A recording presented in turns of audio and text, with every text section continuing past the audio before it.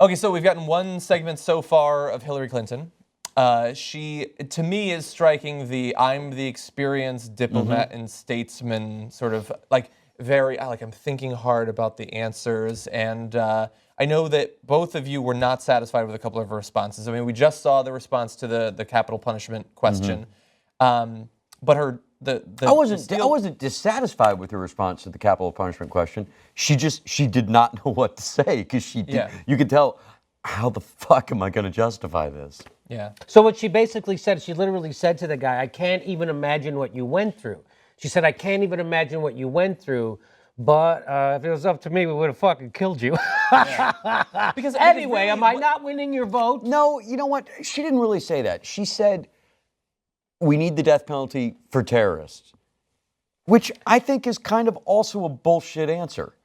Of course it's a bullshit answer, because then everybody, because that guy would have been a terrorist then. That's why they just say you're a fucking terrorist. You know that, Wes. Yeah. They said Occupy Wall Street people were terrorists. They just call you a terrorist if they want you to be a terrorist. She needs to, like, you can't, like, there are different ways that you can break down the policy of capital punishment, and like, okay, we'll make this crime work, like that will trigger it and this won't. But at the end of the day, underlying whatever level of capital punishment you're okay with, you're either for the government being okay with executing people or you're not.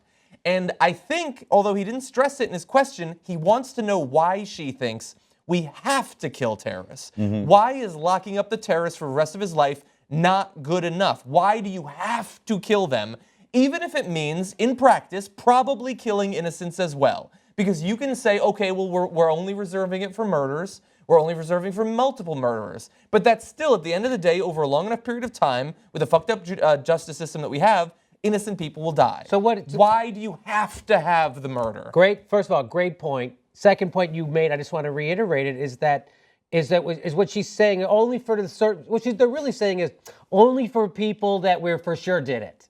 We're not going to kill people we aren't sure about anymore. Yeah. What the fuck? That's we locked people up in Guantanamo that we weren't sure. Like, but they were terrorists according to us. So once you start killing people, the state killing people.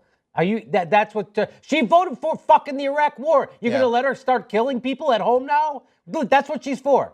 We're for killing people. In all the countries that have abolished the death penalty, why aren't terrorists just flocking to blow them up because they know they won't get killed? Well, first of all, the idea that you need to use capital punishment as a deterrent to terrorists, because what we know is terrorists conducting attacks, they don't want to die as a result of what they're doing. That's literally in the job description for most terrorists. That's not a deterrent. It's simply saying that we are willing to compromise the values that underlying my serious response I'm implying I have if it's a really bad person. So then really, how strong of a value is it for you? If you're willing well, maybe if you kill 7 people, then maybe we have to kill him too. That's not a core value. That's you once again flip-flopping based on the circumstance. Yes. I think the question he should have asked her was, since you're going to be the chief executive in the federal government, would you be willing to pull the switch on somebody? Would you yourself be willing to do it? So if you're the man who passes a sentence should swing the sword. sword. Should have to do it. Yeah. The governor should have to do it in a state, and the president should have to. A lot of Republican governors would not mind that. No, let me tell you, it would fucking fundamentally change them. You think so? Absolutely. Of course. Absolutely. I would hope it would. It's one thing to talk a lot of shit about how you're going to bomb people and kill people. It's another to actually kill people, and it scars people. If they had to pull the trigger. If they had to pull the trigger themselves and be like, you think they maybe look a little more deeply into the case? Could we push for that?